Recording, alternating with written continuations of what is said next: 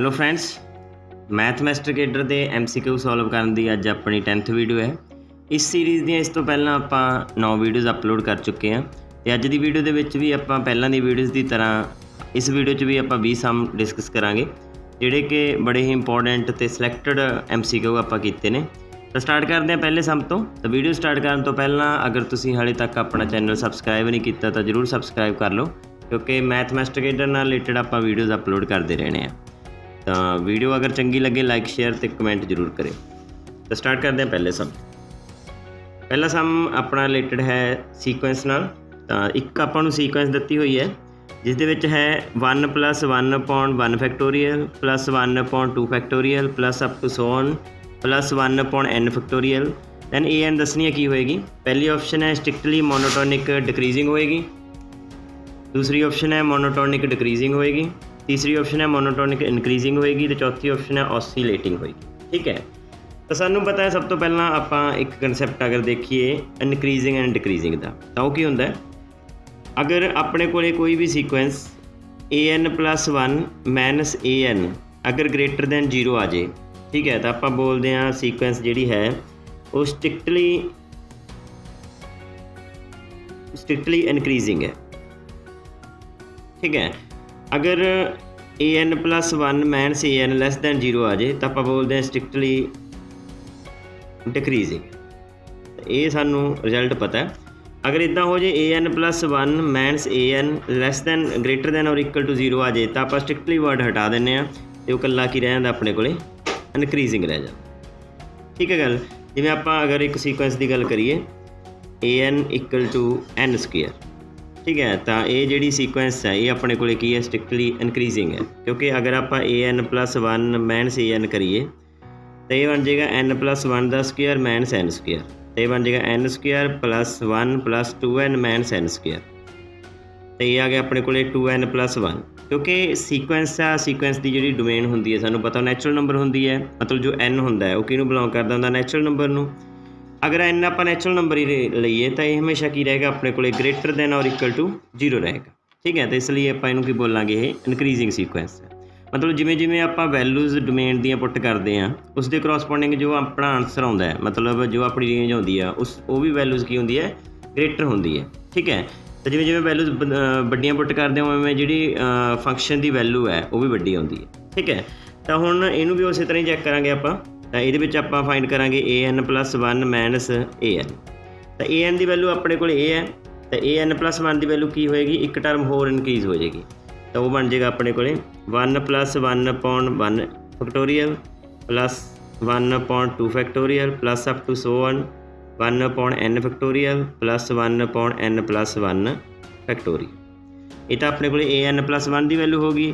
ये माइनस कर देंगे आप an, तो an की वैल्यू की अपनी इत्थों तक होएगी an की वैल्यू, मतलब 1 + 1/1 factorial 1/2 factorial plus up to so on + 1/n factorial. जो आप इसनूं सॉल्व करांगे तो ये सारा हो जाएगा कैंसल। ठीक है, जो माइनस अंदर चल जाएगी सारे साइन नैगेटिव हो जाएंगे, तो बचा कि सिर्फ 1/n + 1 फैक्टोरियल। तो ये नंबर आपको पता ग्रेटर दैन की होएगा हमेशा 0 होएगा। क्यों? क्योंकि n किनूं बिलोंग करता अपने को नैचुरल नंबर नूं बिलोंग करता है। जिमें जिमें तुसीं n दी वैल्यूज़ पुट करोगे उवें उवें अपने को जी वैल्यू है ग्रेटर दैन की हो जाएगी 0 हो जाएगी। तो ये की आ गया अपने को स्ट्रिक्टली ये 0 भी नहीं होएगी कदे। ठीक है, क्योंकि फैक्टोरियल है, फैक्टोरियल कदे भी 0 नहीं होंदा। तो ये ग्रेटर दैन 0 होएगी, तो ये नाल की बन गया स्ट्रिक्टली मोनोटोनिक इनक्रीजिंग बन गया। तो इनक्रीजिंग की ऑप्शन है अपने को, तो सी ऑप्शन ये हो जाएगी करैक्ट। तो ऑसीलेट तो उदों करता होंदा जो अपने को -1 की पावर n होवे सीक्वेंस के विच, ਜਾਂ साइन वगैरह हो, साइन का ग्राफ सानू पता ऑसीलेट करता होंदा ना, कदे नीचे कदे उपर इदा करता होंदा। तो इस तरह ये अपनी आंसर है, तो सी आंसर हो जाएगा करैक्ट। सैकेंड सम दे विच अपने को है द फंक्शन f(x) = f(x) जो फंक्शन है वो किस तरह डिफाइन किया होया। जो x की वैल्यू 0 तो लैके 1 तक है उदों x है, जो वैल्यू x की ग्रेटर दैन 1 है उदों फंक्शन है 2x - 1। तो ऑप्शन है पहली ऑप्शन है डिसकॉन्टीन्यूस होएगा x = 1 ते, दूसरी ऑप्शन है डिफरेंशिएबल होएगा x = 1 ते, थर्ड ऑप्शन है continuous but not differentiable x = 1, तो चौथी ऑप्शन है ना कॉन्टीन्यूस होएगा ना डिफरेंशिएबल होएगा। तो सब तो पहला तो सानू ये चीज़ पता है अगर फंक्शन कॉन्टीन्यूस होया तो जरूरी नहीं डिफरेंशिएबल होएगा। ठीक है, तो पहला आप इसकी कंटीन्यूटी चैक करते हैं, क्योंकि जो फंक्शन पहला कंटीन्यूस होया तां ही आप फंक्शन डिफरेंशिएबिलिटी की गल कर सकते हैं। तो पहला आप इस फंक्शन की कंटीन्यूटी चैक करते हैं। तो कंटीन्यूटी लिए सानू पता है कि जरूरी होंदा अपने को लैफ्ट हैंड लिमिट तो राइट हैंड लिमिट तो वैल्यू ऑफ फंक्शन उस पॉइंट पर ਜਿਹੜੇ पॉइंट पर आप चैक कर रहे हो कि होनी चाहिए सेम होनी चाहिए है। तो आप 1 ਤੇ चैक करते हैं सब तो पहला, क्योंकि 1 ਤੇ पूछा हुआ उन्होंने। तो left hand limit x approach to 1 negative, क्योंकि लैफ्ट लिमिट चैक कर रहे हैं। तो लैस दैन 1 लिए किहड़ा फंक्शन अपने को एक्स, तो इत्थे कितना आ जाएगा एक्स। लैफ्ट लिमिट कड्ढण लई मैं एक्स नूं पुट करूँगा 1 माइनस एच, तो ये बन जाएगा limit h approach to 0 1 minus h 0 नूं अप्रोच करता तो ये बन जू 1 माइनस 0 मतलब 1 आ जाएगा। इस तो बाद राइट हैंड लिमिट कड्ढांगे limit x approach to 1 positive, तो 1 पॉजिटिव लिए आप फंक्शन यूज़ करांगे 2x माइनस 1, तो ये आ जाएगा अपने को 2x माइनस 1। तो एक्स नूं पुट कर देंगे आप 1 प्लस एच, जो एच होंदा अपना ग्रेटर दैन 0, तो ये बन जू limit h approach to 0 2 of 1 plus h minus 1, तो एच 0 नूं अप्रोच करता तो ये बन जू 2 1 प्लस 0 माइनस 1, ये आ जाएगा अपने को 2 माइनस 1 आ गया। ठीक है, मतलब लैफ्ट हैंड लिमिट तो राइट हैंड लिमिट सेम आ गई। हुण आपां चैक करते हैं फंक्शन की value at x equal to 1 ते की होएगी, तो वो होएगी अपने को 2 आपां नूं पता है इक्वल टू 1 ते फंक्शन की एक्स, तो ये बन जू अपने को 1, तो 1 आ गई। मतलब तिन्ने चीज़ इक्वल हो गई, तो मतलब फंक्शन कंटीन्यूस तो हैगा एक्स इज इक्वल टू 1 ते। ठीक है, तो देखते हैं कि ऑप्शन इनकरैक्ट हो जाएगी। पहला है डिसकंटीन्यूस होएगा एट एक्स इक्वल टू 1 ते, ये ऑप्शन कैंसल होगी। दूसरी ऑप्शन है continuous but not differentiable at x equal to 1, ये बारे भी नहीं कुछ कह सकते, डी ऑप्शन भी कैंसल हो जाएगी। तो रहेगी बी तो सी। हुण आपां डिफरेंशिएबिलिटी चैक करनी है फंक्शन डिफरेंशिएबल है कि नहीं है, तो आपां फंक्शन का डेरीवेटिव करके देख लाँगे। ठीक है, अगर मैं फंक्शन का डेरीवेटिव करा तो यदा डेरीवेटिव करा एक्स का डेरीवेटिव आ जाएगा 1 तो यदा डेरीवेटिव आ जाएगा 2, जो एक्स लाई करता एक्स इक्वल टू 1 तो ये आ जाएगा 1 लैस दैन एक्स। तो हुण देखो 1 तो फंक्शन के डेरीवेटिव की वैल्यू करनी है 1 लैफ्ट लिमिट तो, लैफ्ट हैंड डेरीवेटिव करना 1, राइट हैंड डेरीवेटिव करना 2, तो लैफ्ट हैंड डेरीवेटिव तो राइट हैंड डेरीवेटिव इक्वल नहीं है x equal to 1, so function की नहीं है अपना डिफरेंशिएबल नहीं है। ठीक है, तो यदा मतलब सी ऑप्शन की हो जाएगी अपनी करैक्ट हो जाएगी, बी हो जाएगी कैंसल। सो ये सी अपना सैकेंड सम। इस तो बाद थर्ड सम है जिसदे विच असीं सम दसना इस इनफाइनाइट सीरीज़ का की होएगा। मतलब एस के बराबर मैं इसनूं लैट कर लेना -5/4 plus 5/16 plus -5/64 plus up to so on. देखो ये जो कॉमन है वो की निकलता पाया -5 कॉमन निकलता पाया एंड 4 कॉमन निकलता पाया।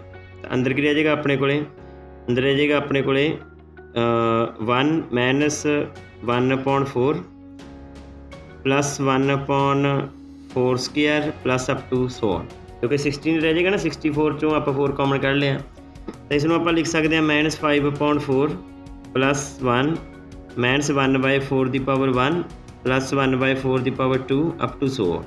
सानू पता ये बन गई GP सीरीज़। तो इनफाइनाइट GP सीरीज़ का सम फाइंड आउट करने का साडे कोल फार्मूला होंदा है, ये होंदा A/1 माइनस R। तो ये बन जाएगा अपने को -5/4 1/1 माइनस R की वैल्यू करनी है अपने को -1/4, तो ये बन जाएगा अपने को -5/4 इंटू 1/1 प्लस 1/4।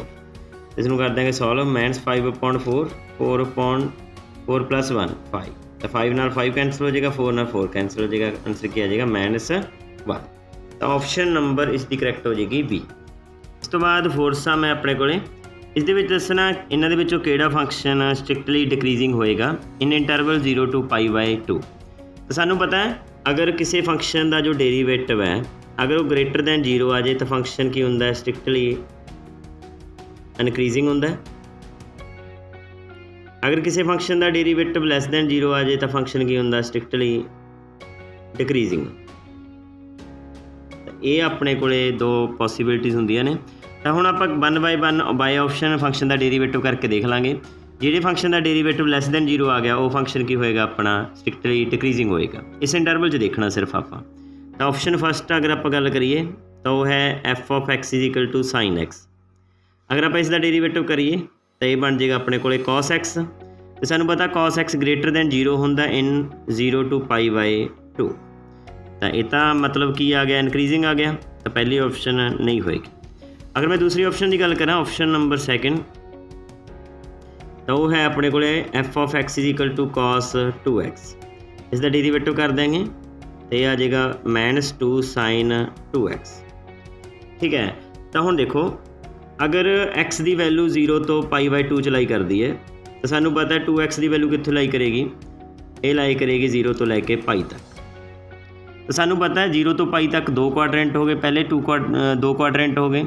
अगर पहले 2 क्वाड्रेंट हो गए तो सानू पता साइन पहले 2 क्वाड्रेंट की होंदा पॉजिटिव, तो अगे भी है नैगेटिव। इसका मतलब इसका डेरीवेटिव की हो गया अपने को लैस दैन 0 हो गया फॉर 0 to π/2। अगर लैस दैन 0 हो गया तो ये की हो गया स्ट्रिक्टली डिक्रीजिंग हो गया। तो ऑप्शन नंबर बी हो जाएगी अपने को करैक्ट। अगर तुम सी तो डी चैक करोगे करैक्ट नहीं आएगी, तो आप कैंसल कर। तो ये अपना 4th सम। इस तो बाद सम नंबर 5th है, इस दे विच है integration for 0 to π/2 log 4 + 3 sin x plus 4 + 3 cos x dx is equal to, पहली ऑप्शन है 2 होएगा, दूसरी ऑप्शन है 3/4 होएगा, तीसरी ऑप्शन है 0 होएगा, तो चौथी ऑप्शन है -2 होएगा। तो इसमें आप कर लेने सॉल्व। लैट आई दे इक्वल पहला लैट कर लेने 0 to π/2 log 4 + 3 sin x 4 + 3 cos x। सानू पता है एक प्रॉपर्टी होंगी अपने को, अगर a to b f of x dx होवे तो इसमें आप लिख सकते हैं a to b f of a + b - x dx। अगर वो प्रॉपर्टी आप इत्थे यूज़ करिए तो ये बन जाएगा अपने को 0 to π/2 log of 4 + 3 sin π/2 - x upon 4 + 3 cos π/2 - x dx। तो ये बन जाएगा, तो ये बन जाएगा 0 to π/2 log of 4 + 3, तो सानू पता sin π/2 - x, तो की बन जाता है cos x बन जाएगा, 4 + 3 ये बन जाएगा sin x dx। ये हो गया अपना आई के बराबर हो गया। इसनों आप नंबर 1 तो नंबर 2 लैट कर लेते। इस तो बाद एडिंग 1 and 2, 1 ਤੇ 2 ਨੂੰ अगर आप ऐड कर दी तो यह बन जाएगा i + i 0 to π/2। देखो 0 to π/2 ए लिमिट अपने को 0 to π/a लिमिट है, दोनों 0 to π/a लिमिट है, π/2 लिमिट है। तो अगर आप 0 to π/2 कॉमन ले लीए तो यह बन जाएगा log 4 + 3 sin x plus 4 + 3 cos x dx plus log 4 + 3 cos x plus 4 + 3 sin x dx। तो हम देखो log m + n सानू पता है log m plus log n, ये होंदा अपने को log mn, ये बन जाएगा अपने को 2i i के बराबर ही लैट कर लो 2i 0 to π/2 log 4 + 3 sin x 4 + 3 cos x into 4 + 3 cos x 4 + 3 sin x, ये बन जाएगा क्योंकि log m + n की हो गया log mn। तो हुण देखो ए दे नाल की हो जाएगा कैंसल हो जाएगा, ए दे नाल कैंसल हो जाएगा, तो बचा कि अपने को 2i = 0 to π/2 log of 1 dx, तो log 1 की होंदा 0 होंदा है, तो ये बन जाएगा अपना सारा 0। तो 2i = 0 आ गया, तो i की आ गया 0 आ गया, तो इसकी इंटीग्रेशन की आ गई 0 आ गई। तो ऑप्शन नंबर सी हो जाएगा करैक्ट। तो ये सी अपना 5th सम। इस तो बाद अगला सम है ये है KCR प्लस KCR - 1 कि इक्वल होएगा। पहली ऑप्शन है KCR + 1, दूसरी ऑप्शन है K - 1 CR + 1, तीसरी ऑप्शन है K + 1 CR, चौथी ऑप्शन है K + 1 CR + 1। तो यदा साढ़े को डायरैक्ट रिजल्ट होंदा है अगर K इन्हां उपर जिहड़ियां चीज़ां ने वो सेम होण ते नीचे कॉन्टीन्यूस होण लगातार होण, मतलब 1 का डिफरेंस होवे, इसदा डायरैक्ट फार्मूला बन जाता। जो उपरली चीज़ है वो एक बच जाता है, तो इन्हां दे विचों आपां वड्डी चीज़ सिलेक्ट कर लैंदे हां, वड्डी चीज़ सिलेक्ट कर लैंदे ते R ते R - 1 चों वड्डी चीज़ की R, तो इत्थे की आ जाएगा R।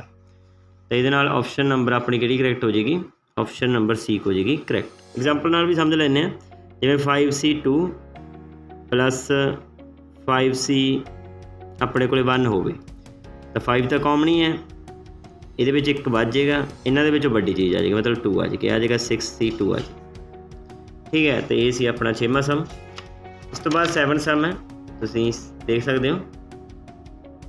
ਇਸ ਦੇ ਵਿੱਚ ਹੈ if A vector cross B vector is equal to C vector cross D vector and A vector cross C vector equal to B vector cross D vector, then the vectors A vector minus D vector and B vector minus C vector are equal ਹੋਣਗੇ, parallel ਹੋਣਗੇ, perpendicular ਹੋਣਗੇ, ਜਾਂ ਉਹਨਾਂ ਦੇ ਵਿੱਚ ਜੋ angle ਹੈ ਉਹ 45 ਡਿਗਰੀ ਦਾ ਬਣਦਾ ਹੋਵੇਗਾ।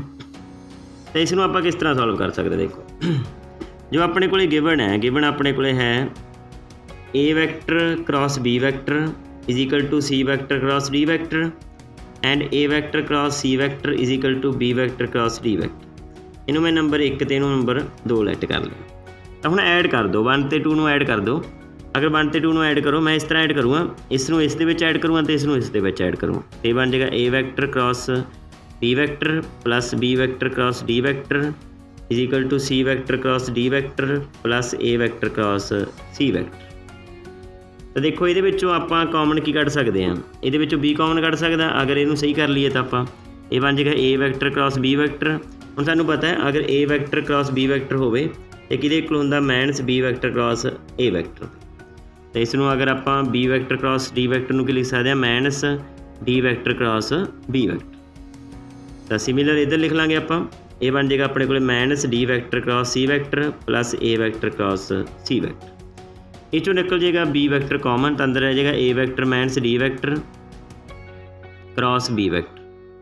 ਸਿਮਿਲਰ ਇਹ 'ਚੋਂ C ਵੈਕਟਰ ਕਾਮਨ ਨਿਕਲ ਜਾਏਗਾ, ਇਹ ਆ ਜਾਏਗਾ D vector plus A vector cross C vector. ਇਹ ਬਣ ਜਾਏਗਾ A vector minus D vector cross B vector, A vector minus D vector cross C vector. ਤਾਂ ਇਹਨੂੰ ਇੱਧਰਲੀ ਸਾਈਡ ਲੈ ਜਾਵਾਂਗੇ, ਇਹ ਬਣ ਜਾਏਗਾ A vector minus B vector cross B vector minus A vector minus D vector cross C vector equal to 0 vector. ਠੀਕ ਹੈ, ਤਾਂ ਹੁਣ ਇਸ ਨੂੰ ਆਪਾਂ ਕਰ ਦਿਆਂਗੇ ਸੋਲਵ। ਸਾਨੂੰ ਪਤਾ A vector minus D vector ਅਤੇ A vector minus D vector ਨਿਕਲ ਜਾਏਗਾ ਕਾਮਨ। ਇਹ ਆ ਜਾਏਗਾ ਆਪਣੇ ਕੋਲੇ, ਇੱਧਰੋਂ ਆ ਜਾਏਗਾ ਆਪਣੇ ਕੋਲੇ B ਵੈਕਟਰ ਇੱਥੇ ਕ੍ਰਾਸ ਆਏਗਾ B vector minus C vector. ਠੀਕ ਹੈ, ਇਹ ਬਣ ਜਾਏਗਾ ਇਕੁਅਲ ਟੂ 0 ਵੈਕਟਰ। ਤਾਂ ਸਾਨੂੰ ਪਤਾ ਹੈ ਅਗਰ A vector cross B vector equal to 0 vector ਹੋਵੇ ਤਾਂ A ਵੈਕਟਰ ਪੈਰਲਲ ਹੁੰਦਾ B ਵੈਕਟਰ। ਠੀਕ ਹੈ, ਤਾਂ ਇਹਦਾ ਮਤਲਬ A vector minus B vector ਕਿਹਦੇ ਪੈਰਲਲ ਹੋ ਜਾਏਗਾ? B vector minus C vector. ਮਤਲਬ ਜੋ ਦੋਨੇ ਵੈਕਟਰਸ ਆਪਾਂ ਨੂੰ ਦਿੱਤੇ ਹੋਏ ਸੀ ਇਹ ਕੀ ਹੋਣਗੇ? ਆਪਸ ਵਿੱਚ ਪੈਰਲਲ ਹੋਣਗੇ। ਤਾਂ ਆਪਸ਼ਨ ਨੰਬਰ B ਹੋ ਜਾਏਗੀ ਇਹਦੀ ਕਰੈਕਟ। ਸੋ ਇਹ ਸੀ ਆਪਣਾ 7 ਸਮ। ਇਸ ਤੋਂ ਬਾਅਦ 8 ਸਮ ਹੈ। ਇਹਦੇ ਵਿੱਚ ਹੈ for all real values of x the minimum value of 1 minus x plus x square upon 1 plus x square is, पहली ऑप्शन है 0, दूसरी ऑप्शन है 1, तीसरी ऑप्शन है 3, चौथी ऑप्शन है 1/3। तो आप इसकी मिनीमम वैल्यू दसनी है की होएगी। तो आप इनू पहले लैट कर लेने f ऑफ x के इक्वल। तो सानू पता है आप इसका करांगे डेरीवेटिव, डेरीवेटिव तो आपू पॉइंट पता लग जाएंगे, उत्थों आपू पता लग जाएगा ये मिनीमम वैल्यू होएगी या मैक्सीमम कितनी होएगी। इसका कर लाँगे डेरीवेटिव, डेरीवेटिव तो लगेगा कोशेंट रूल, ये आ जाएगा 1 प्लस x स्क्वायर दा स्क्वायर, तो इत्थे आ जाएगा 1 plus x square minus 1 plus 2x, मतलब निचली चीज़ एस्टेज रह जाती है, उपरले का डेरीवेटिव माइनस फिर उपरली चीज़ एस्टेज रह जाती है, निचले का करांगे डेरीवेटिव। ये आ जाएगा 1 का डेरीवेटिव 0, x का 1, x स्क्वायर का 2x। तो इनू कर लाँगे सॉल्व। तो ये बन जाएगा minus 1 plus 2x minus x plus 2x square minus x square plus 2x दी क्यूब। सिमिलर इनू ओपन कर लवांगे आपां, ये बन जू 1 plus 2x minus x minus 2x square plus x square plus 2x दी cube upon 1 plus x square दा whole square.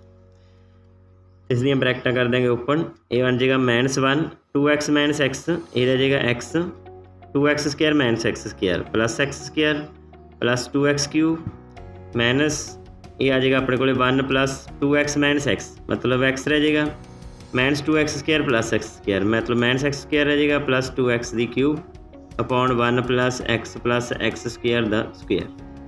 ये बन जाएगा -1 + x + x² + 2x cube. Minus अंदर चल जाएगी, बन जाएगा -1 - x + x² - 2x दी क्यूब अपॉन 1 + x + x² दा स्क्वेयर। इसनूं रख देंगे 0 ਦੇ इक्वल, क्योंकि ਆਪਾਂ वैल्यूज़ ਕੱਢਣੀ है, क्योंकि डेरीवेटिव 0 ਦੇ बराबर रखांगे तो ਆਪਾਂ ਨੂੰ स्टेशनरी पॉइंट पता लग जाएंगे ना। तो ये आ जाएगा अपने को, ये कैंसल हो जाएगा, x ਨਾਲ x कैंसल हो जाएगा, तो बचा कि अपने को -2 + 2x² अपॉन 1 + x + x² दा स्क्वेयर। इन्हूं 0 ਦੇ बराबर रखांगे जो, तो बन जाएगा -2 + 2x² = 0, मतलब x² कितना आ गया 1 आ गया, मतलब x की आ गया +-1। तो दो वैल्यूज़ हो सकदियां ने, मतलब स्टेशनरी पॉइंट 1 या -1 होणगे, मतलब इन्हां दी जां तां मैक्सिमम वैल्यू होएगी मिनिमम वैल्यू होएगी। तो आपां इदां करदे हां, फंक्शन दे विच पुट करके देख लैंदे हां। तो अगर मैं फंक्शन दे विच 1 पुट करां, अगर इहदे विच 1 पुट करिए तो यह बन जाएगा अपने कोले 1 -1 + 1² 1 + 1 + 1², ये आ जाएगा 1/3। ठीक है, अगर आप -1 पुट करिए तो -1 पुट करिए बन जू 1 + 1 + 1 अपॉन 1 - 1 + 1, तो यह आ जाएगा 3। तो इन्होंने विचों मिनीमम वैल्यू की अपने को 1/3, तो यही अपना हो जाएगा correct answer, D answer correct हो जाएगा, मतलब ये मैक्सिमम वैल्यू होएगी, ये मिनीमम वैल्यू होएगी। ठीक है, तो 8th सम सी अपना। इस तो बाद करते 9th सम। इस आपको एक सीरीज़ दी हुई है, is absolutely convergent if p greater than 1, p less than 1, p equal to 1, p less than 0। तो एब्सोल्यूटली कन्वर्जेंट ਜਾਂ कंडीशनल कन्वर्जेंट का की अपने को कंसैप्ट होंदा है, आप थोड़ा कर लेने। तो कोई भी सीरीज़ अगर अपने को an है, इसनों आप एब्सोल्यूटली कन्वर्जेंट उदों बोलते हैं। ठीक है, इज़ कॉल्ड एब्सोल्यूटली कन्वर्जेंट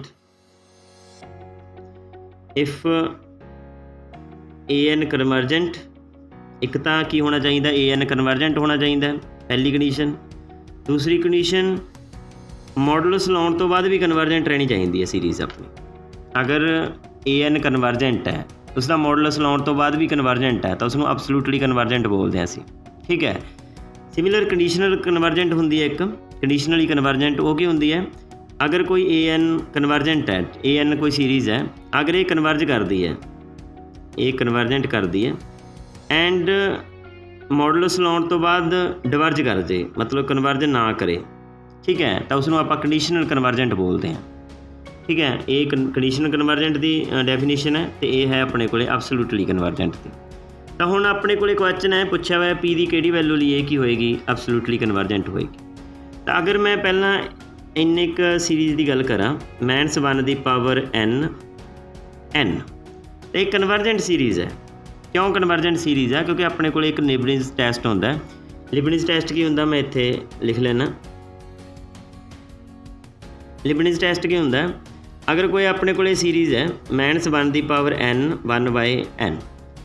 ठीक है, अगर सॉरी 1/n नहीं an, क्योंकि जनरल गल कर रहे हैं आप, -1 दी पावर n an।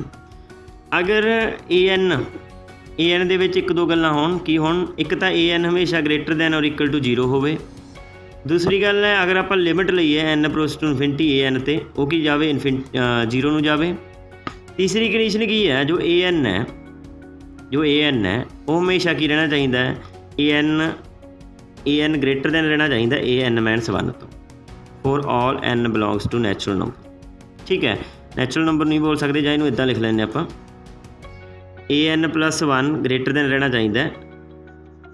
एक मिनट, आप इदां लिख लैंदे इहनूं, तीसरा part, an + 1 minus an less than 0 रहना चाहिए, मतलब डिक्रीजिंग रहना चाहिए। सीक्वेंस की रहनी चाहिए अपनी, डिक्रीजिंग रहनी चाहिए, डिक्रीजिंग सीक्वेंस होनी चाहिए है। अगर किसी सीरीज़ के विच 3 कंडीशनस पूरियां होंदियां होण, मतलब an ग्रेटर दैन और इक्वल टू 0 होवे, limit n approach to infinity an equal to 0 होवे, एंड तीसरी कंडीशन है जो an है वो डिक्रीजिंग होवे। ठीक है, तो आप बोलते थे इक्वल टू भी हो सकता, स्ट्रिक्टली होना कोई जरूरी नहीं है। तो डिक्रीजिंग होवे, अगर ये 3 कंडीशन होंदियां ने, तो इहनूं आपां बोलते हैं, ये की करदी है, कन्वर्जेंट करदी है। फिर ये सीरीज़ की कर जाती है, अपने को कन्वर्जेंट कर जाती है। ठीक है गल। ਤਾਂ ਹੁਣ ਅਗਰ ਮੈਂ ਇਸ ਦੀ ਗੱਲ ਕਰਾਂ, ਇੱਥੇ an ਦੀ ਵੈਲਿਊ ਕੀ ਹੈ ਆਪਣੇ ਕੋਲ 1/n ਹੈ ਨਾ। ਅਗਰ ਆਪਾਂ ਇਹਨੂੰ ਤੇ ਇਹਨੂੰ ਕੰਪੇਅਰ ਕਰੀਏ, ਕਿਉਂਕਿ -1 ਦੀ ਪਾਵਰ n ਤਾਂ ਆਪਾਂ ਲੈਣੀ ਹੁੰਦੇ ਆ ਅਲਟਰਨੇਟ ਸੀਰੀਜ਼ ਦਾ ਇਹ, ਤਾਂ an ਦੀ ਵੈਲਿਊ 1/n ਆ ਗਈ। ਤਾਂ ਪਹਿਲੀ ਹੈ an ਗ੍ਰੇਟਰ ਦੈਨ ਔਰ ਇਕੁਅਲ ਟੂ 0 ਰਹਿਣਾ ਚਾਹੀਦਾ, ਬਿਲਕੁਲ ਸਹੀ ਹੈ। an ਗ੍ਰੇਟਰ ਦੈਨ ਔਰ ਇਕੁਅਲ ਟੂ 0 ਤਾਂ ਹੈਗੀ ਹੈ, ਪਹਿਲੀ ਕੰਡੀਸ਼ਨ ਤਾਂ ਆਪਣੀ ਪੂਰੀ ਹੋ ਗਈ। ਦੂਸਰੀ ਕੰਡੀਸ਼ਨ ਹੈ, ਅਗਰ ਲਿਮਿਟ ਲਈਏ ਆਪਾਂ n approach to infinity 1/n, ਇਹ ਕੀ ਹੋਣਾ ਚਾਹੀਦਾ 0, ਤਾਂ ਉਹ ਵੀ ਬਣਦਾ ਪਿਆ, ਦੂਸਰੀ ਕੰਡੀਸ਼ਨ ਵੀ ਸਹੀ ਹੈ। ਤੀਸਰੀ ਕੰਡੀਸ਼ਨ ਹੈ ਡਿਕਰੀਜ਼ਿੰਗ ਹੋਣਾ ਚਾਹੀਦਾ, ਮਤਲਬ an + 1 - an ਲੈਸ ਦੈਨ 0 ਹੋਣਾ ਚਾਹੀਦਾ, ਉਹ ਆਪਾਂ ਚੈੱਕ ਕਰ ਲੈਂਦੇ ਹਾਂ। ਇਹ ਆ ਜਾਏਗਾ an + 1 - 1/n, ਮਤਲਬ ਅਗਰ ਇਹਨੂੰ ਆਪਾਂ ਸੋਲਵ ਕਰੀਏ n + 1 n - n + 1, ਇਹ ਬਣ ਜਾਏਗਾ -1 n + 1। ਦੇਖੋ ਆਹ ਤਾਂ ਚੀਜ਼ ਹਮੇਸ਼ਾ ਗ੍ਰੇਟਰ ਦੈਨ 0 ਹੋਏਗੀ, तो n ਨੈਚੁਰਲ ਨੰਬਰ ਹੈ ਅਤੇ ਅੱਗੇ p ਹੈ ਨੈਗੇਟਿਵ, ਇਹਦਾ ਮਤਲਬ ਲੈਸ ਦੈਨ 0 ਹੋਏਗੀ, ਲੈਸ ਦੈਨ ਔਰ ਇਕੁਅਲ ਟੂ 0 ਪਾ ਸਕਦੇ ਹਾਂ ਆਪਾਂ। ਮਤਲਬ ਜੋ ਸੀਰੀਜ਼ ਹੈ ਇਹ ਆਪਣੀ ਡਿਕਰੀਜ਼ਿੰਗ ਹੋ ਗਈ। ਅਗਰ ਸੀਰੀਜ਼ ਡਿਕਰੀਜ਼ਿੰਗ ਹੋ ਜੇ ਤਾਂ ਇਹਦੇ ਵਿੱਚ ਮਤਲਬ ਤਿੰਨੇ ਕੰਡੀਸ਼ਨਸ ਪੂਰੀਆਂ ਹੋ ਗਈਆਂ। ਇਹਦਾ ਮਤਲਬ ਜਿਹੜੀ ਆ ਆਪਣੀ ਸੀਰੀਜ਼ ਹੈ ਇਹ ਕਨਵਰਜ ਕਰ ਗਈ ਬਾਈ ਲਿਬਨਿਜ਼ ਟੈਸਟ। ਠੀਕ ਹੈ, ਇਹ ਆਪਣਾ ਟੈਸਟ ਹੈ। ਤਾਂ ਹੁਣ ਆਪਣੇ ਅਗਰ ਆਪਾਂ ਇਹਨੂੰ ਇਹਦੇ ਨਾਲ ਕੰਪੇਅਰ ਕਰੀਏ, ਦੇਖੋ ਜੋ ਆਪਣੀ ਸੀਰੀਜ਼ ਗਿਵਨ ਹੈ -1 ਦੀ ਪਾਵਰ n n ਦੀ ਪਾਵਰ p, ਇੱਥੇ p ਦੀ ਵੈਲਿਊ 1 ਲਈਏ ਕੀ ਕਰ ਗਈ ਸੀਰੀਜ਼ ਕਨਵਰਜ ਕਰ ਗਈ। ਠੀਕ ਹੈ, ਐਂਡ ਅਗਰ ਮੈਂ ਇਹਦੇ ਉੱਤੇ ਮੋਡੂਲਸ ਲਵਾਂ ਤਾਂ ਇਹ ਬਣ ਜਾਏਗਾ 1/n, ਕਿਉਂਕਿ -1 ਦੀ ਪਾਵਰ n ਆ ਨਾ, ਇਹਦਾ ਅਗਰ ਆਪਾਂ ਮੋਡੂਲਸ ਲਈਏ ਤਾਂ ਇਕੱਲਾ ਕੀ ਰਹਿ ਜਾਏਗਾ 1/n ਰਹਿ ਜਾਏਗਾ ਨਾ। ਅਤੇ 1/n ਸੀਰੀਜ਼ ਹਮੇਸ਼ਾ ਆਪਣੇ ਕੋਲ ਕੀ ਕਰਦੀ ਹੁੰਦੀ ਹੈ, ਡਿਵਰਜ ਕਰਦੀ ਹੁੰਦੀ ਹੈ। ਕਾਰਨ ਕੀ ਹੈ? ਕਾਰਨ ਇਹ ਹੈ ਕਿਉਂਕਿ ਇਹ 'ਤੇ p ਟੈਸਟ ਲੱਗਦਾ, ਤਾਂ p ਟੈਸਟ ਵੀ ਅਗਰ ਆਪਾਂ ਡਿਸਕਸ ਕਰ ਲੈਂਦੇ ਹਾਂ। ਅਗਰ ਕੋਈ ਸੀਰੀਜ਼ ਹੈ 1/n ਦੀ ਪਾਵਰ p, ਅਗਰ p ਗ੍ਰੇਟਰ ਦੈਨ 1 ਹੈ ਤਾਂ ਕਨਵਰਜ ਕਰਦੀ ਹੁੰਦੀ ਹੈ ਸੀਰੀਜ਼, ਅਗਰ ਲੈਸ ਦੈਨ ਔਰ ਇਕੁਅਲ ਟੂ 1 ਹੈ ਤਾਂ ਡਿਵਰਜ ਕਰਦੀ ਹੁੰਦੀ ਹੈ ਸੀਰੀਜ਼, ਤਾਂ ਇਹ ਚੀਜ਼ ਹੋ ਗਈ। ਹੁਣ n ਦੀ ਵੈਲਿਊ ਇੱਥੇ ਕਿੰਨੀ ਆਪਣੇ ਕੋਲ 1 ਹੈ, ਤਾਂ ਇਹਦਾ ਮਤਲਬ ਸੀਰੀਜ਼ ਕੀ ਕਰੇਗੀ, ਡਿਵਰਜ ਕਰੇਗੀ। ਠੀਕ ਹੈ, ਮਤਲਬ ਇਹ ਹੋ ਗਿਆ ਵੀ ਜਿਹੜੀ ਆਹ ਸੀਰੀਜ਼ ਹੈ ਇਹ ਵੈਸੇ ਤਾਂ ਕਨਵਰਜ ਕਰਦੀ ਆ, ਪਰ ਜਦੋਂ ਆਪਾਂ ਮੋਡੂਲਸ ਲਾਉਣੇ ਆ ਉਦੋਂ ਕੀ ਕਰ ਗਈ, ਇਹ ਡਿਵਰਜ ਕਰ ਗਈ। ਇਹਦਾ ਮਤਲਬ ਇਹ ਅਬਸੋਲੂਟਲੀ ਕਨਵਰਜੈਂਟ ਤਾਂ ਨਹੀਂ ਹੋਈ, ਮਤਲਬ 1 ਲਈ ਤਾਂ ਇਹ ਟਰੂ ਨਹੀਂ ਹੈਗਾ। ਠੀਕ ਹੈ, 1 ਲਈ ਮਤਲਬ ਇਹ ਟਰੂ ਨਹੀਂ ਹੈਗਾ, ਤਾਂ ਇਹਦਾ ਮਤਲਬ ਆਪਸ਼ਨ ਨੰਬਰ ਅਗਰ ਆਪਾਂ ਗੱਲ ਕਰੀਏ ਤਾਂ C ਇਨਕਰੈਕਟ ਹੋ ਜਾਏਗੀ, ਤਾਂ ਇਨਕਰੈਕਟ ਹੋ ਜਾਏਗੀ p ਦੀ ਵੈਲਿਊ 1। p ਲੈਸ ਦੈਨ 1 ਲਈ ਵੀ ਇਹ ਸਹੀ ਨਹੀਂ ਹੈ, ਕਿਉਂਕਿ ਅਗਰ ਆਪਾਂ p ਲੈਸ ਦੈਨ 1 ਲਈਏ ਤਾਂ p ਦੀ ਵੈਲਿਊ ਅਗਰ ਆਪਾਂ ਹਾਫ ਵੀ ਲੈ ਲੈਂਦੇ, ਕਿਉਂਕਿ ਇੱਥੇ ਅਗਰ ਆਪਾਂ ਇਹਦੀ ਗੱਲ ਕਰੀਏ 1/√n - 1 ਦੀ ਪਾਵਰ n ਦੀ ਗੱਲ ਕਰੀਏ, ਇਹ ਵੀ ਸੀਰੀਜ਼ ਜਿਹੜੀ ਹੈਗੀ ਆ ਆਪਣੇ ਕੋਲ ਇਹ ਵੀ ਕਨਵਰਜ ਕਰਦੀ ਪਈ ਹੈ, ਕਿਉਂਕਿ ਤਿੰਨੇ ਕੰਡੀਸ਼ਨਸ ਪੂਰੀਆਂ ਹੁੰਦੀਆਂ ਪਈਆਂ ਨੇ। ਪਰ ਅਗਰ ਆਪਾਂ ਇਹ 'ਤੇ ਮੋਡੂਲਸ ਲੈ ਲਈਏ -1 ਦੀ ਪਾਵਰ n√n ਦਾ ਮੋਡੂਲਸ ਲੈ ਲਈਏ ਤਾਂ ਇਹ ਬਣ ਜਾਏਗਾ ਆਪਣੇ ਕੋਲ 1/√n ਬਣ ਗਿਆ। ਅਤੇ ਇਹ ਸੀਰੀਜ਼ ਕੀ ਹੈ, ਇਹ ਸੀਰੀਜ਼ ਦਾ ਡਿਵਰਜ ਆਪਣੇ ਕੋਲ, ਡਿਵਰਜੈਂਟ ਸੀਰੀਜ਼ ਕਰਦੀ ਹੈ ਨਾ, ਕਿਉਂਕਿ ਬਾਈ p ਟੈਸਟ ਅਗਰ p ਦੀ ਵੈਲਿਊ ਲੈਸ ਦੈਨ ਔਰ ਇਕੁਅਲ ਟੂ 1 ਹੈ ਤਾਂ ਡਿਵਰਜ ਕਰਦੀ ਹੈ। ਮਤਲਬ ਅਗਰ ਆਪਾਂ p ਨੂੰ 1/2 ਲੈ ਲਈਏ ਤਾਂ ਵੀ ਸੀਰੀਜ਼ ਡਿਵਰਜ ਕਰਦੀ ਹੈ, ਮਤਲਬ ਲੈਸ ਦੈਨ 1 ਲਈ ਵੀ ਇਹਦਾ ਰਿਜ਼ਲਟ ਸਹੀ ਨਹੀਂ ਹੈ, ਲੈਸ ਦੈਨ 1 ਲਈ ਸਹੀ ਨਹੀਂ ਹੈ ਅਤੇ ਲੈਸ ਦੈਨ 0 ਲਈ ਵੀ ਸਹੀ ਨਹੀਂ ਹੋਏਗਾ, ਤਾਂ ਆਪਸ਼ਨ ਨੰਬਰ ਸਿਰਫ A ਕਰੈਕਟ ਹੋਏਗੀ। ਅਗਰ ਆਪਾਂ p ਦੀ ਵੈਲਿਊ ਗ੍ਰੇਟਰ ਦੈਨ 1 ਲਈਏ ਤਾਂ ਸੀਰੀਜ਼ ਐਬਸੋਲੂਟਲੀ ਕਨਵਰਜੈਂਟ ਕਰੇਗੀ। ਕਾਰਨ ਇਹਦਾ ਇਹੀ ਹੈ ਕਿਉਂਕਿ ਅਗਰ ਆਪਾਂ p ਦੀ ਵੈਲਿਊ ਮੰਨ ਲਓ 2 ਲੈ ਲੈਂਦੇ ਹਾਂ ਤਾਂ ਇਹ ਬਣ ਜਾਊ ਆਪਣੇ ਕੋਲ -1 ਦੀ ਪਾਵਰ n ਦੀ ਪਾਵਰ 2। ਠੀਕ ਹੈ, ਤਾਂ ਹੁਣ ਵੈਸੇ ਤਾਂ ਇਹ ਕਨਵਰਜ ਕਰਦੀ ਹੈ, ਪੱਕੀ ਹੈ ਬਾਏ ਆਪਣੇ ਕੋਲ ਆਪਾਂ ਉਹ ਰੂਲ ਲਾ ਸਕਦੇ ਹਾਂ ਲਿਬਨਿਜ਼ ਟੈਸਟ। ਅਗਰ ਆਪਾਂ ਮੋਡੂਲਸ ਵੀ ਲੈ ਲਈਏ, ਅਗਰ ਆਪਾਂ ਇਸ ਦਾ ਮੋਡੂਲਸ ਵੀ ਲੈ ਲਈਏ ਤਾਂ ਇਹ ਬਣ ਜਾਏਗਾ ਆਪਣੇ ਕੋਲ n² ਬਾਈ p ਟੈਸਟ ਇਹ ਕੀ ਹੋ ਗਿਆ ਆਪਣੇ ਕੋਲ ਕਨਵਰਜ ਕਰ ਗਈ। ਇਹਦਾ ਮਤਲਬ ਇਹ ਹੋ ਗਿਆ ਵੀ n ਦੀ ਵੈਲਿਊ 2 ਲਈ ਆਪਣੇ ਕੋਲ ਸੀਰੀਜ਼ ਕੀ ਕਰਦੀ ਹੈ, ਐਬਸੋਲੂਟਲੀ ਕਨਵਰਜਨ ਕਰਦੀ ਹੈ, ਤਾਂ ਆਪਸ਼ਨ ਨੰਬਰ A ਇਸ ਦਾ ਹੋ ਗਿਆ ਕਰੈਕਟ। ਸੋ ਇਹ ਸੀ ਆਪਣਾ 9th ਸਮ।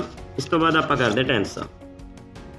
ਇਸ ਦੇ ਵਿੱਚ ਇੱਕ ਲਾਈਨ ਦੀ ਇਕੁਏਸ਼ਨ ਦਿੱਤੀ ਹੋਈ ਹੈ, ਲਾਈਨ ਹੈ x - x1 / L = y - y1 / m = z - z1 / n is parallel to the plane ax + by + cz + d = 0 if and only if ਇਹ ਆਪਣੇ ਕੋਲ 4 ਕੰਡੀਸ਼ਨਸ ਹੈਗੀਆਂ ਨੇ, ਤੁਸੀਂ ਚੈੱਕ ਕਰ ਸਕਦੇ ਹੋ।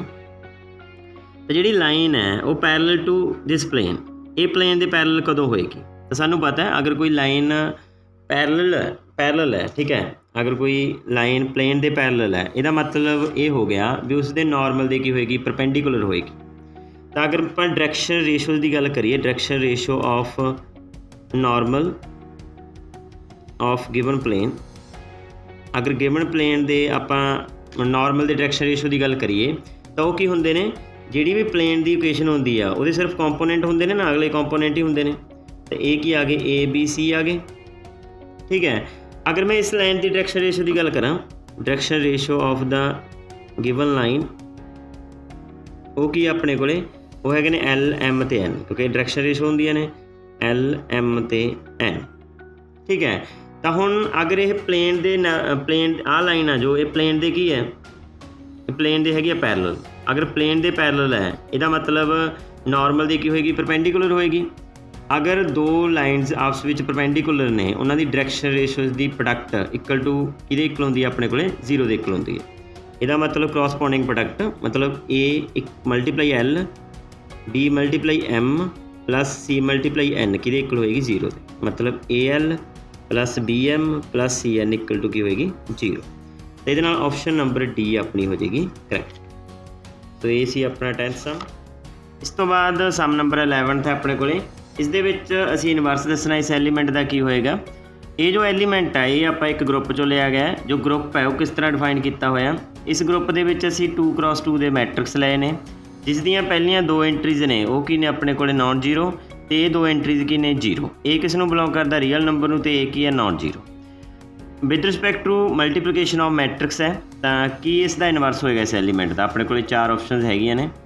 ਤਾਂ ਕਿਸੇ ਵੀ ਗਰੁੱਪ ਦੇ ਵਿੱਚ ਅਗਰ ਆਪਾਂ ਕਿਸੇ ਵੀ ਐਲੀਮੈਂਟ ਦਾ ਇਨਵਰਸ ਦੱਸਣਾ ਤਾਂ ਸਭ ਤੋਂ ਪਹਿਲਾਂ ਆਪਾਂ ਨੂੰ ਉਸ ਗਰੁੱਪ ਦੀ ਜੋ ਆਇਡੈਂਟੀਟੀ ਹੈ ਉਹ ਪਤਾ ਹੋਣੀ ਚਾਹੀਦੀ ਹੈ। ਆਇਡੈਂਟੀਟੀ ਕੀ ਕੰਮ ਕਰਦੀ ਹੈ, ਦੇਖੋ ਇਹ ਅਗਰ ਗਰੁੱਪ ਦੀ ਆਇਡੈਂਟੀਟੀ ਹੈ ਤਾਂ ਏ ਸਟਾਰ ਆਪਣੇ ਕੋਲੇ ਈ ਕਿਹਦੇ ਇਕੁਅਲ ਹੁੰਦਾ, ਏ ਦੇ ਇਕੁਅਲ ਹੁੰਦਾ। ਠੀਕ ਹੈ, ਅਗਰ ਮੈਂ ਕੋਈ ਐਲੀਮੈਂਟ ਇਹਦੇ ਵਿੱਚੋਂ ਲਵਾਂ, ਮੰਨ ਲਓ ਮੈਂ ਇਹ ਐਲੀਮੈਂਟ ਲਿਆ ਏ 0 0, ਅਤੇ ਆਇਡੈਂਟੀਟੀ ਮੈਂ ਕੰਸੀਡਰ ਕਰ ਲਈ ਇਹਦੇ ਵਿੱਚੋਂ ਆਪਾਂ ਈ ਐਂਡ 0 0। ਇਹਦੇ ਐਲੀਮੈਂਟ ਇਹੋ ਜਿਹੇ ਨੇ। ਅਗਰ ਆਇਡੈਂਟੀਟੀ ਐਲੀਮੈਂਟ ਆ ਤਾਂ ਕੀ ਹੋਣਾ ਚਾਹੀਦਾ ਆਪਣੇ ਕੋਲੇ, ਏ 0 0 ਮਲਟੀਪਲੀਕੇਸ਼ਨ ਈ 0 0 ਨਾਲ ਕਰਨ ਤੋਂ ਬਾਅਦ ਇਹ ਕੀ ਬਣਨਾ ਚਾਹੀਦਾ ਆਪਣੇ ਕੋਲੇ, ਏ 0 0 ਬਣਨਾ ਚਾਹੀਦਾ। ਤਾਂ ਅਗਰ ਇਸ ਨੂੰ ਸੋਲਵ ਕਰ ਦਈਏ ਬਣ ਜੂ ਆਪਣੇ ਕੋਲੇ A into E 0 and 0 is equal to A 0 0। ਅਗਰ ਆਪਾਂ ਕਰੋਸਪੋਂਡਿੰਗ ਐਲੀਮੈਂਟ ਕੰਪੇਅਰ ਕਰੀਏ ਤਾਂ ਏ ਦੀ ਵੈਲੂ ਕੀ ਆ ਜਾਏਗੀ, A and A the value ਕੀ ਆ ਜਾਏਗੀ, ਏ। ਤਾਂ ਏ ਨਾਲ ਕਿਆ ਕੈਂਸਲ ਹੋ ਜਾਏਗਾ, ਈ ਦੀ ਵੈਲੂ ਕੀ ਆ ਗਈ 1। ਏ ਨਾਲ ਇਹ ਇਸ ਲਈ ਕੈਂਸਲ ਕਰਤਾ ਕਿਉਂਕਿ ਏ ਕੀ ਹੈ ਨੋਨ ਜ਼ੀਰੋ। ਠੀਕ ਹੈ, ਤਾਂ ਈ ਦੀ ਵੈਲੂ 1 ਆ ਗਈ। ਮਤਲਬ ਇਹਦੀ ਜੋ ਆਇਡੈਂਟੀਟੀ ਹੈ, ਆਇਡੈਂਟੀਟੀ ਕੀ ਬਣ ਗਈ ਆਪਣੇ ਕੋਲੇ 1 1 0 0। ਠੀਕ ਹੈ, ਹੁਣ ਆਪਾਂ ਨੂੰ ਇਸ ਮੈਟ੍ਰਿਕਸ ਦਾ ਇਨਵਰਸ ਕੱਢਣਾ ਆਸਾਨ ਹੋ ਜਾਏਗਾ। ਤਾਂ ਕਿਵੇਂ ਕੱਢਾਂਗੇ, ਦੇਖੋ ਇਹਦਾ ਮੈਟ੍ਰਿਕਸ ਹੈ ਆਪਣੇ ਕੋਲ, ਮੈਟ੍ਰਿਕਸ ਹੈਗਾ ਐਲੀਮੈਂਟ ਜੋ ਹੈ 3 3 0 0 ਐਂਡ ਇੱਥੇ ਆਪਾਂ ਕੋਈ ਐਲੀਮੈਂਟ ਲੈਟ ਕਰ ਲੈਣਾ ਇਹਦਾ ਇਨਵਰਸ। ਠੀਕ ਹੈ, ਤਾਂ ਉਹ ਆਪਾਂ ਲੈਟ ਕਰ ਲਿਆ ਏ ਇਨਵਰਸ 0 0। ਇੱਥੇ ਸੇਮ ਐਲੀਮੈਂਟ ਕਿਉਂ ਲਿਆ, ਕਿਉਂਕਿ ਮੈਟ੍ਰਿਕਸ ਜੋ ਗਰੁੱਪ ਦੇ ਵਿੱਚ ਮੈਟ੍ਰਿਕਸ ਨੇ ਉਹਦੇ ਵਿੱਚ ਸਾਰਿਆਂ 'ਚ ਇਹ ਐਲੀਮੈਂਟ ਸੇਮ ਨੇ। ਇਹਦੇ ਇੱਕ ਹੋਣਾ ਚਾਹੀਦਾ ਆਇਡੈਂਟੀਟੀ, ਅਤੇ ਆਇਡੈਂਟੀਟੀ ਐਲੀਮੈਂਟ ਕੀ ਹੈ 1 1 0 0। ਇਸ ਨੂੰ ਆਪਾਂ ਕਰ ਲਾਂਗੇ ਸੋਲਵ। ਇਸ ਨੂੰ ਸੋਲਵ ਕਰੀਏ ਤਾਂ ਇਹ ਬਣ ਜਾਏਗਾ ਆਪਣੇ ਕੋਲੇ 3 into A inverse is equal to 0 0 0 is equal to 1 1 0 0। ਅਗਰ ਕਰੋਸਪੋਂਡਿੰਗ ਐਲੀਮੈਂਟ ਆਪਾਂ ਕੰਪੇਅਰ ਕਰੀਏ ਤਾਂ ਇਹ ਬਣ ਜਾਊ ਆਪਣੇ ਕੋਲੇ 3 ਏ ਇਨਵਰਸ ਇਜ਼ ਇਕੁਅਲ ਟੂ 1। ਮਤਲਬ ਏ ਇਨਵਰਸ ਦੀ ਵੈਲੂ ਕਿੰਨੀ ਆ ਗਈ 1/3। ਮਤਲਬ ਜੋ ਇਨਵਰਸ ਮੈਟ੍ਰਿਕਸ ਆਪਣਾ ਬਣਿਆ ਉਹ ਕਿਸ ਤਰ੍ਹਾਂ ਦਾ ਬਣਿਆ, ਉਹ ਬਣਿਆ ਆਪਣੇ ਕੋਲੇ 1/3 ਇਹ ਦੋਨੇ ਐਂਟਰੀਜ਼ ਕੀ ਨੇ ਇਹਦੀਆਂ ਜ਼ੀਰੋਸ। ਤਾਂ ਇਹਦਾ ਮਤਲਬ ਇਸ ਦਾ ਕਿਹੜਾ ਆਨਸਰ ਕਰੈਕਟ ਹੋ ਜਾਏਗਾ, ਬੀ ਆਨਸਰ ਕਰੈਕਟ ਹੋ ਜਾਏਗਾ। ਕਿਸੇ ਵੀ ਮੈਟ੍ਰਿਕਸ ਦੇ ਵਿੱਚ ਆਪਾਂ ਇਨਵਰਸ ਇਸ ਤਰ੍ਹਾਂ ਫਾਈਂਡ ਆਊਟ ਕਰ ਸਕਦੇ ਹਾਂ।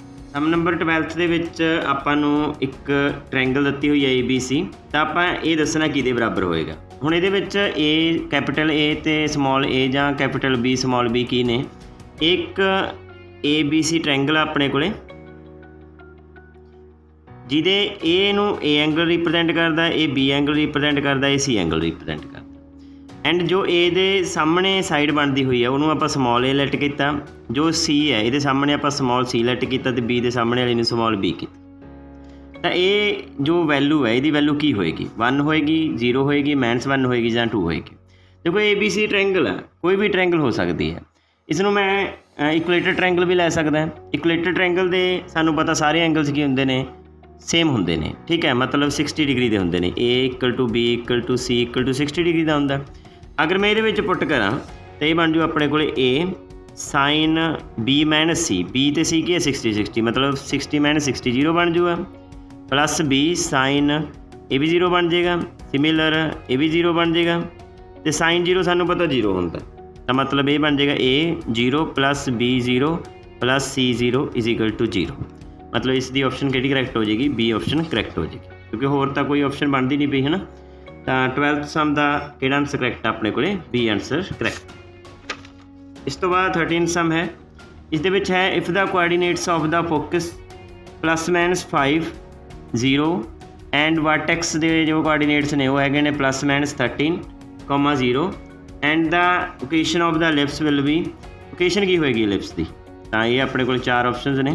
तो सब तो पहला जो लिप्स की लोकेशन होंगी है वो सानू पता किस तरह होंगी है, x square upon a square plus y square upon b square equal to की होंदा 1 होंदा। तो जो ए तो बी ने अगर ए ग्रेटर दैन बी है तो लिप्स किस तरह बनती है, अपने को इस तरह बनती।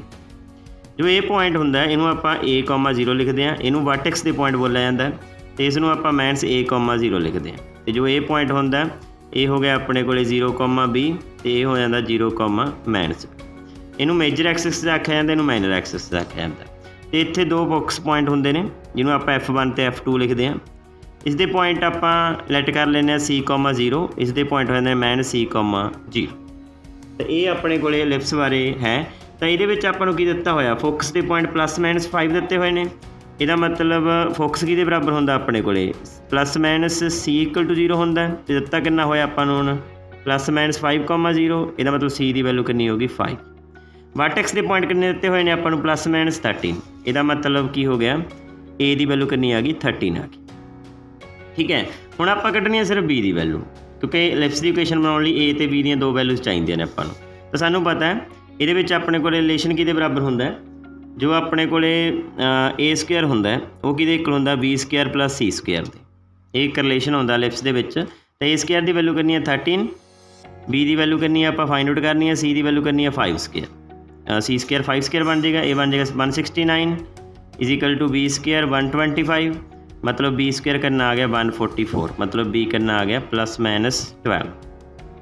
तो यदा मतलब जो B की वैल्यू आ गई वो कितनी आ गई अपने को 12 आ गई।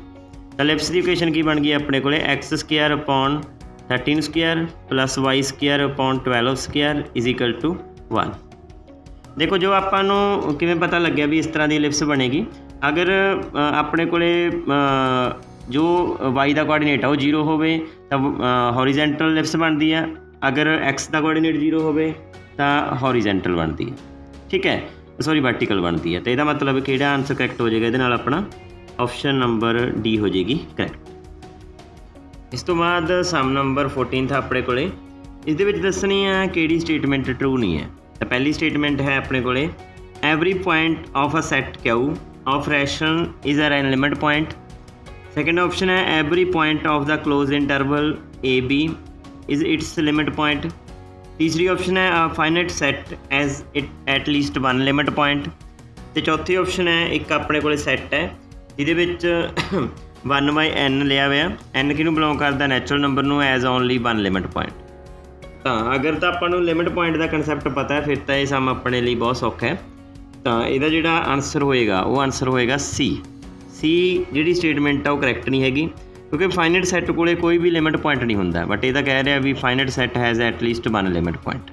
तो थोड़ा जिहा लिमिट पॉइंट बारे असीं डिस्कस कर लें।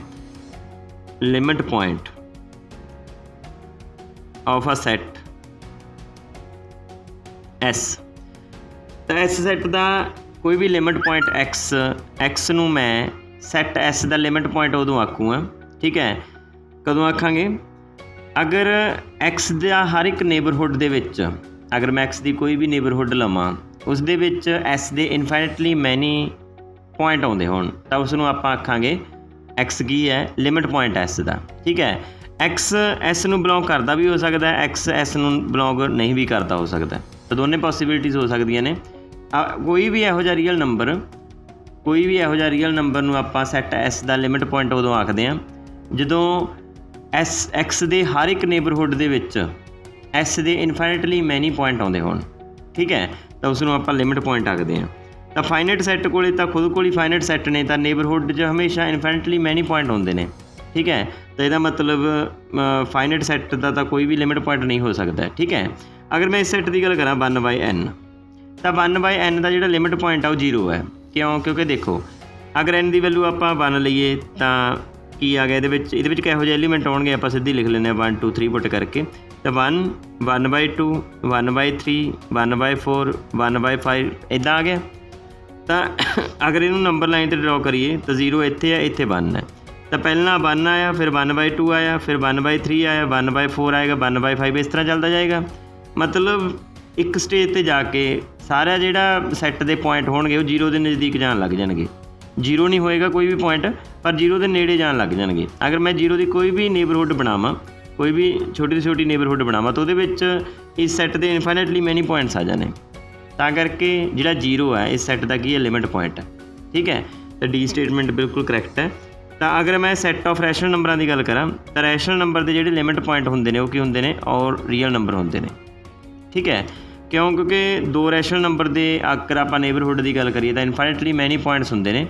मतलब 2 रैशनल नंबरों के अगर एक रैशनल नंबर x एक रैशनल नंबर है y, तो ये इनफाइनाइटली मैनी रैशनल नंबर होंदे ने, इनफाइनाइटली मैनी इरैशनल नंबर होंदे ने। तो तुसी कोई भी पॉइंट का नेबरहुड बनाओगे वो सैट एस दे सैट क्यू दे मतलब रैशनल नंबर के जोड़े लिमिट पॉइंट होणगे वो इनफाइनाइटली मैनी होणगे। तां करके सैट रैशनल नंबर का जोड़ा लिमिट पॉइंट है वो पूरा रियल नंबर आता है। ठीक है, सिमिलर इरैशनल नंबरों के जोड़ा सैट ऑफ लिमिट पॉइंट होंदे ने वो भी रियल नंबर होंदे। तो इस तरह ऑप्शन नंबर ए भी अपनी बिल्कुल करैक्ट है। तो क्लोज इंटरवल का जोड़ा लिमिट पॉइंट होंदा वो की होंदे ने अपने कोले limit point closed interval A B दे वो होंदे ने open interval A B. Interval A B होंदे मतलब इस इंटरवल का हर एक एलीमेंट इसका लिमिट पॉइंट है। ठीक है, क्योंकि अगर आप इंटरवल बनाइए ए टू बी तो कोई भी तुसी पॉइंट चकोगे वो नेबरहुड बनाओगे वह तो सैट के तो इनफाइनाइटली मैनी पॉइंट्स आते पे ने क्योंकि ए तो बी के इनफाइनाइटली मैनी पॉइंट्स होंगे। तो ये सी साडा 14 सम। इस तो बाद 15 सम करते हैं। इस है the distance from the point 3,4,5 to the intersecting point of x minus 3/1 is equal to y minus 4/2 is equal to z minus 5/2 and x plus y plus z is equal to 70। तो distance दसना इस point का का तो इन्हों दोनों के intersection point तो मतलब ये लाइन की इक्वेशन है, प्लेन की इक्वेशन है। ये लाइन तो प्लेन जिथे इंटरसैक्ट करते पे ने उस पॉइंट तो इस पॉइंट का की फाइंड आउट करना सी डिस्टेंस फाइंड आउट करना होएगा। तो पहली ऑप्शन है 12 होएगा, दूसरी ऑप्शन है 4 होएगा, तीसरी ऑप्शन है 0 होएगा, तो चौथी ऑप्शन है 3 होएगा। तो पहला आप की करांगे आप कोई इस लाइन पर पॉइंट ले लाँगे। तो पॉइंट किमें लेंदे होंदे आ इनू किसी के दे बराबर लैट कर लाँगे आप। तो कोई पॉइंट किमें आजू x y z, तो x की वैल्यू किमें आजू जो x की वैल्यू कढ़नी होवे तो ये आ जाएगा अपने को x minus 3/1 is equal to k। तो x कितना आ गया अपने को k प्लस 3। तो y किमें कढ़ांगे y माइनस 4/2 भी k के बराबर रख देंगे। तो y की वैल्यू करनी आ जाऊगी 2k प्लस 4। सिमिलर z की value z minus 5/2 is equal to k। तो k कितना आ गया अपने को 2k प्लस 5। तो ये अपने को इस लाइन का कोई भी जरनल पॉइंट आ गया k प्लस 3 वेरीएबल पॉइंट बोल सकते हैं आप इनू 2k प्लस 4 2k प्लस 5।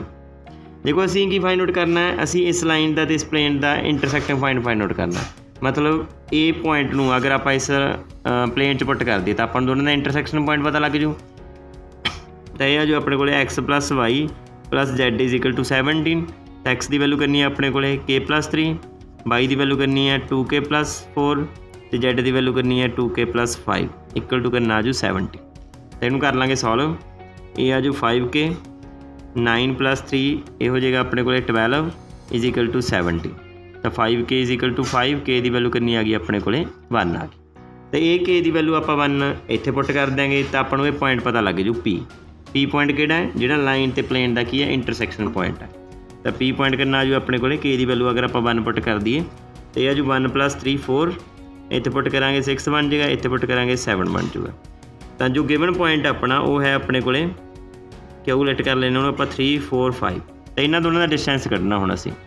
तो यह आ जाएगा अपने को 4 माइनस 3 का स्क्वायर 6 माइनस 4 का स्क्वायर 7 माइनस 5 का स्क्वायर। तो यह आ जाएगा अपने को 1 प्लस 4 प्लस 4 √9 आ गया। तो √9 करना होंगे 10। तो डिस्टेंस करना आ गया 3 आ गया। तो ऑप्शन नंबर डी ये हो जाएगी करैक्ट। तो ये साडा 15 सम। इस तो बाद 16 सम है अपने को इस दे विच असीं इमेज दसनी है। इस पॉइंट की होएगी, पॉइंट है 1,3,4 इन दी प्लेन 2x - y + z + 3 = 0। चार ऑप्शन साडे कोल हैगियां ने, तो असीं फाइंड आउट करनी है इमेज इस पॉइंट की। तो अपने को इस तरह कोई पॉइंट है, मान लो इनू आपां ए लैट कर लिया, ये है 1,3,4 तो ये है अपने को प्लेन। असी फाइंड आउट करनी है इसकी इमेज इस प्लेन के अंडर की होएगी। तो ये मान लो प्लेन है अपने को, इस दे परपेंडिकुलर होएगा, तो जो आप इमेज फाइंड आउट करनी है वो इत्थे होएगा। ठीक है, उन्होंने आप A' लैट कर लिया। पहली गल तो जो ये पॉइंट होएगा इनू आप M लैट कर लें, ये मिड पॉइंट होएगा A to A' का। ठीक है, तो हुण देखो किवें फाइंड आउट करांगे। प्लेन की इक्वेशन साडे कोले पता ही है आपां नूं, 2x - y + z + 3 = 0। देखो ये की है, जो आ लाइन है A to M, ये की है प्लेन दे की है, परपेंडिकुलर है। इसदा मतलब ये एक तरह नाल नॉर्मल का काम करेगा, जां आपां ये समझ लैंदे भी ये नॉर्मल दे की होएगा, पैरल होएगा।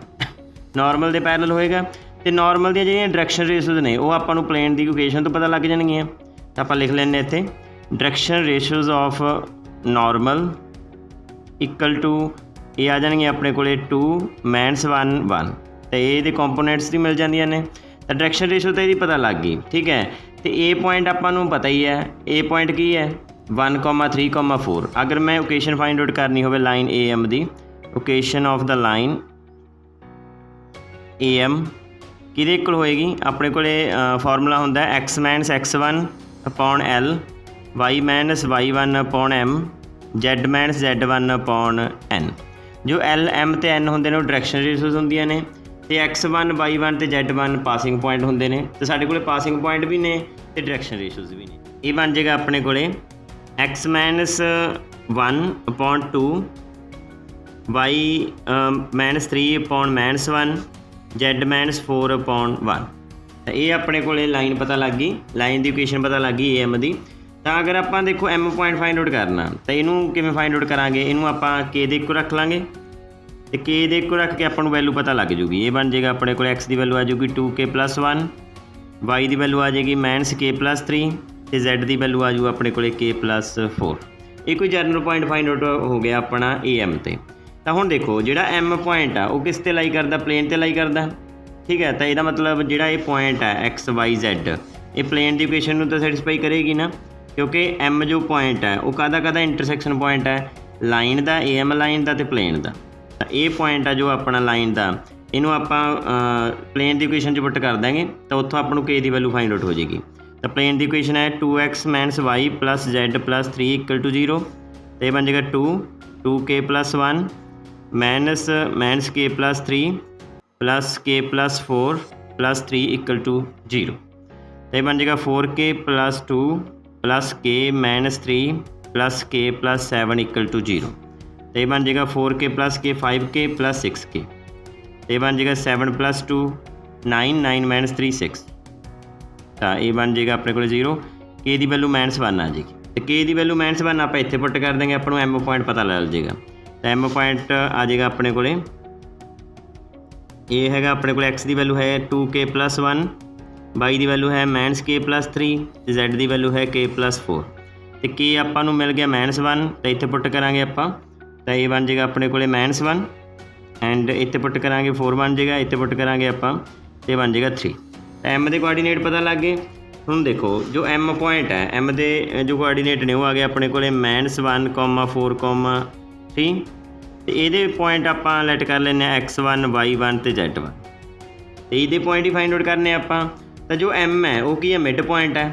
ठीक है, किस दा A' का, तो आप मिड पॉइंट फार्मूला ला देंगे, तो ये बन जाएगा अपने को, ये बन जाएगा अपने को M - 1 4 3 = 1 + x/2 x1। ये बन जाएगा इस तो बाद 3 + y1/2 4 + z1/2। तो अगर आप कंपेयर करिए तो ये बन जाएगा -1 = 1 + x1/2, तो इतों वैल्यू आ जाएगी -2 + 1 + x1, तो x1 की वैल्यू कितनी आ गई -3। सिमिलर y1 की वैल्यू कर लेंगे 4 = 3 + y1/2, 8 = 3 + y1, तो y1 की वैल्यू आ जाएगी 5। सिमिलर z1 की वैल्यू कर लेंगे आप 3 = 4 + z1/2, 6 is equal to 4 plus Z1 तो Z1 कितना आ गया 2। तो जो पॉइंट है A डैश वो आ गया अपने को -3 5, 2। तो इस दे नाल जो अपनी ऑप्शन है ऑप्शन नंबर सी हो जाएगी करैक्ट। सो ये सी अपना 16th सम। इस तो बाद सम करते हैं 17th सम दे विच अपने को है if A is a skew symmetric matrix then A square is null matrix, unitary matrix, skew symmetric matrix या सिमेट्रिक मैट्रिक्स। देखो A जो है symmetric matrix skew symmetric matrix है, ਇਹਦਾ मतलब A ਦਾ ट्रांसपोज करके की आउंदा माइनस A आउंदा ਤਾਂ ਅਸੀਂ ਦੱਸਣਾ A स्क्वायर ਕਿਹਦੇ ਇਕੁਅਲ ਹੋਏਗਾ। ठीक है ਤਾਂ स्क्यू सिमेट्रिक चैक करने लिए आप ट्रांसपोज कर लाँगे A स्क्वायर का, तो उत्थों पता चल जाएगा ਆਪਾਂ ਨੂੰ A स्क्वायर का अगर आप ट्रांसपोज करिए तो इसनों आप लिख सकते हैं A इंटू A ट्रांसपोज। इस तो बाद इनू लिख सकते हैं A का ट्रांसपोज इंटू A का ट्रांसपोज। तो सानू पता है A बन जाएगा अपने को A का ट्रांसपोज माइनस A के इक्वल है इंटू माइनस A के इक्वल आ जाएगा ये, तो ये बन जाएगा अपने को प्लस A स्क्वायर। मतलब A स्क्वायर का ट्रांसपोज करके A स्क्वायर आ गया, तो यदा मतलब जो A स्क्वायर है वो की है सिमेट्रिक मैट्रिक्स। तो ऑप्शन नंबर डी हो जाएगी करैक्ट। तो ये अपने को वैसे ही फार्मूला होंदा अगर A की पावर n होवे तो A की होवे अपने को स्क्यू सिमेट्रिक मैट्रिक्स होवे, तो A की हुंदा अपने को AN सिमेट्रिक हुंदा if n is odd n is even sorry, and AN की हुंदा अपने को स्क्यू सिमेट्रिक मैट्रिक्स हुंदा इफ n इज़ ऑड। तो ये आप याद रख सकते हैं। अगर आपको A क्यूब बारे पूछा होंदा तो वो अपने को स्क्यू सिमेट्रिक मैट्रिक्स होना सी। सो ये सी 17th सम। इस तो बाद सम नंबर 18 करते हैं।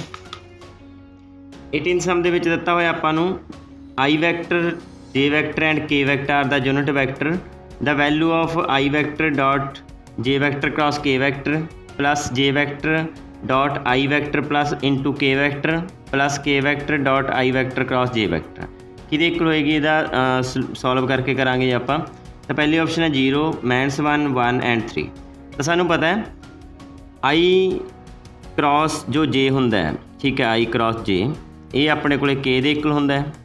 ठीक है, ये सर्कल की फॉर्म च आपां इसनूं याद करते हैं। अगर ये I है, ये J है, ये K है, तो I इंटू J अपना K दे इक्वल हुंदा है, तो J इंटू K अपना I दे इक्वल हुंदा है, तो K इंटू I अपना J दे इक्वल।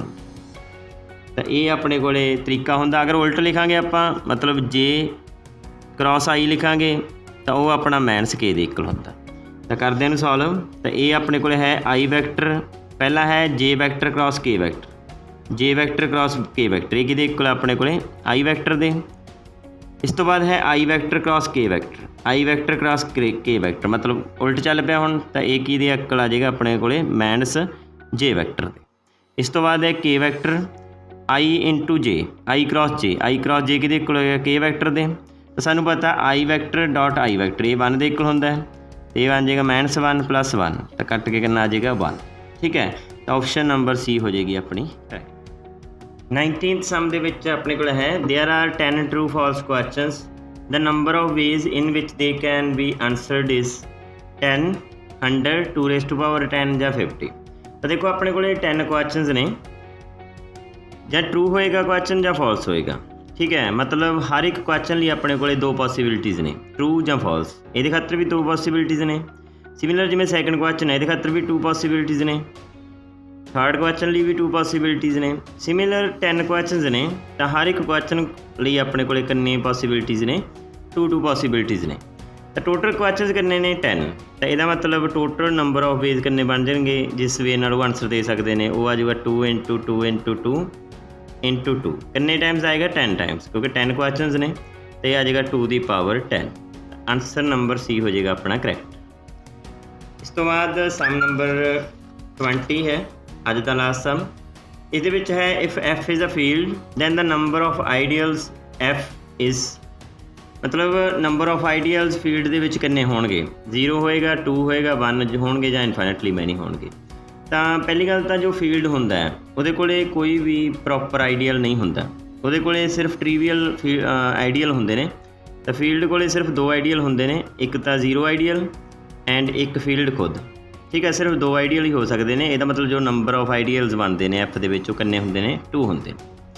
ਸੋ ਇਹ ਸੀ ਆਪਣਾ ਅੱਜ ਦਾ ਲਾਸਟ ਸਮ। ਸੋ ਫਰੈਂਡਸ ਅੱਜ ਦੀ ਵੀਡੀਓ ਦੇ ਵਿੱਚ ਆਪਾਂ ਇੰਨੀ ਕਰਾਂਗੇ। ਅਗਰ ਵੀਡੀਓ ਚੰਗੀ ਲੱਗੇ ਲਾਈਕ ਸ਼ੇਅਰ ਤੇ ਕਮੈਂਟ ਜ਼ਰੂਰ ਕਰਿਓ ਤੇ ਵੱਧ ਤੋਂ ਵੱਧ ਬਾਕੀ ਫਰੈਂਡਸ ਨਾਲ ਵੀ ਸ਼ੇਅਰ ਕਰੋ ਤਾਂ ਕਿ ਆਪਾਂ ਵੱਧ ਤੋਂ ਵੱਧ ਤੁਹਾਡੇ ਲਈ ਵੀਡੀਓਜ਼ ਬਣਾਈਏ। ਹੋਰ ਵੀਡੀਓ ਦੇਖਣ ਲਈ ਸਾਡੇ ਚੈਨਲ ਨੂੰ ਸਬਸਕ੍ਰਾਈਬ ਕਰ ਲਓ। Thank you.